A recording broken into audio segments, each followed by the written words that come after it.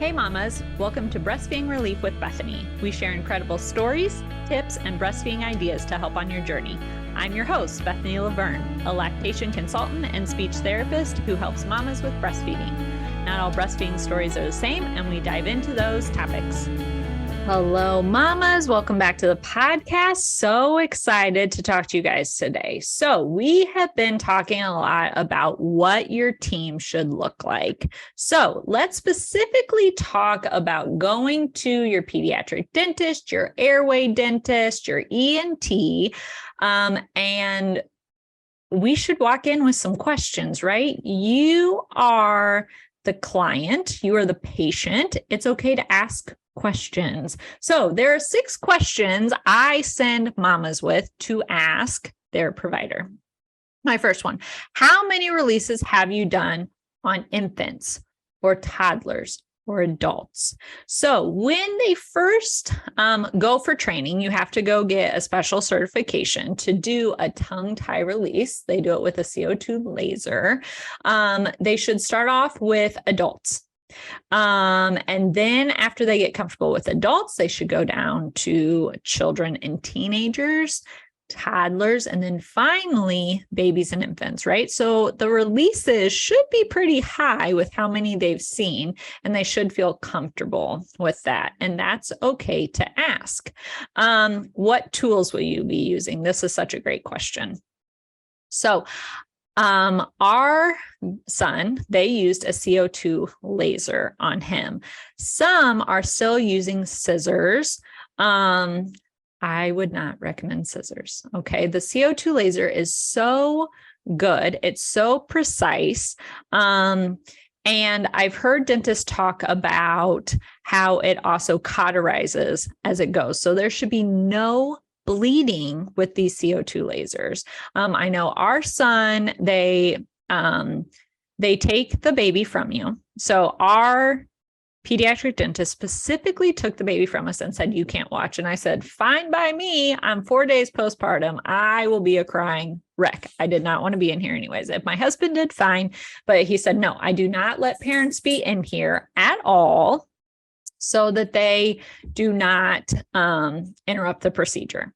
And I think that's totally fine. So most should also take pre and post photos to see the difference. And it is crazy if you follow some people on Instagram to see the photos before and after the release of what they look like, how tense they are, maybe lips tucked in, how tight they are when they're holding the baby, and then pictures afterwards. And you're like, wow, there went all their tension. And so they should be swaddling your baby. There should be assistant in there holding the baby for the doctor. And then the doctor does the release. So they actually say it takes more time to take photos than it actually does the release. So to do a lip and a tongue tie release should take less than 60 seconds, and the baby should be back in your arms. I know ours had a beautiful little nursing room with a changing table. And they said, we don't have anyone after you. Take as long as you want. We close at 5. So he said, you can stay for 10 minutes. You can stay we got done in the morning. He was like, you can stay until 5 o'clock. So that was so nice that I felt comfortable that we could stay. He did come in and check on us. He said, is he feeding? I said, oh yes, his latch is so much better. I could tell the difference in his lips. His lips were not bunched in. They were actually flailed out like a fish. It was wonderful. What is your stance on tongue ties? Okay. So I don't believe any provider should be releasing tongue ties if they don't believe in it. So if they're like, it's just a fad, or I just wanted to add something to my practice, I would say run. Go find someone else. Another one of my biggest pieces of advice, the secret sauce, go get a second opinion. It's okay. Go get a second opinion and see what someone else says. You do it for every other part of your life. If you don't like someone's opinion, don't just take the first piece of advice if you don't feel good about it, mama, and go get a second opinion. I wish I would have done that myself. But again, you don't know what you don't know. And so I expected him to educate me on what we needed to do. And instead, I had to go figure it out myself later after I was still having issues with our son. And I spent a lot of money on continuing ed. That's why we're here today. Do you give pre and post-op protocols, or can you refer me to someone who does?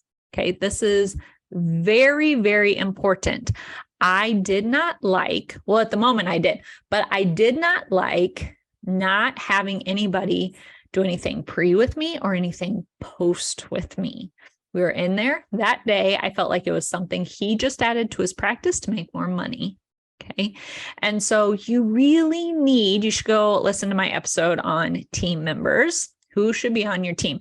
Because you really need to go be seeing a lactation consultant, a speech therapist, or an occupational therapist, or I talk about lots of us have multiple credentials. I have two, with being a speech therapist and a lactation consultant. One of my friends is an occupational therapist and a lactation consultant.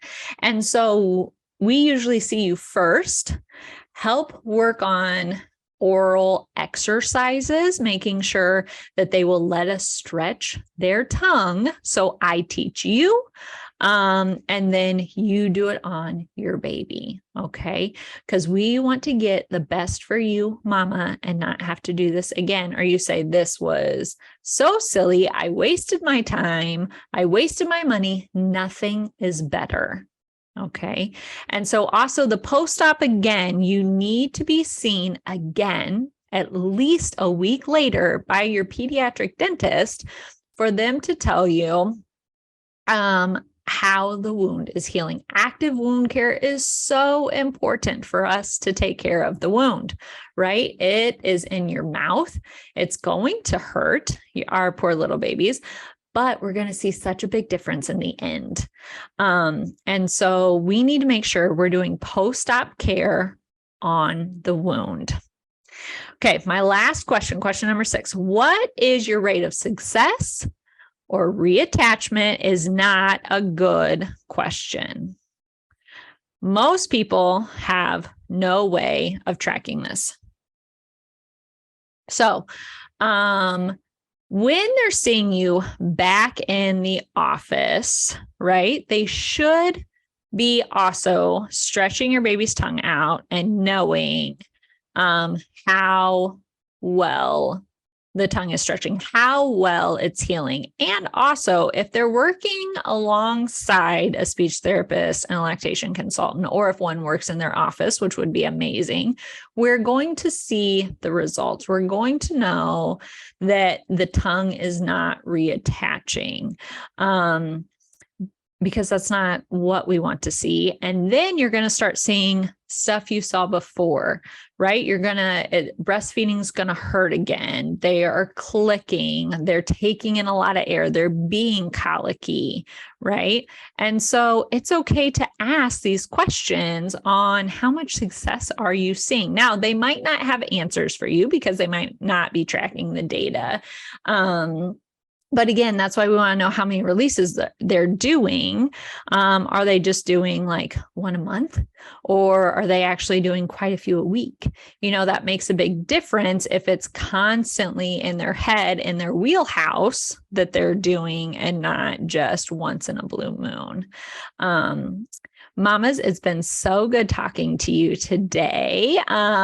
Please take these questions when you go in for the tongue tie release to ask. It's okay to ask because they work for you. You don't work for them. And remember, it's always okay to get a second opinion if you don't like what you hear.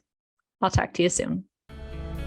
Thank you so much for listening in. If you loved this episode, it would mean so much if you would share it with another mama or post on social media and tag me. I want to personally thank you for wanting to help other mamas. You got this. I'm rooting for your breastfeeding journey.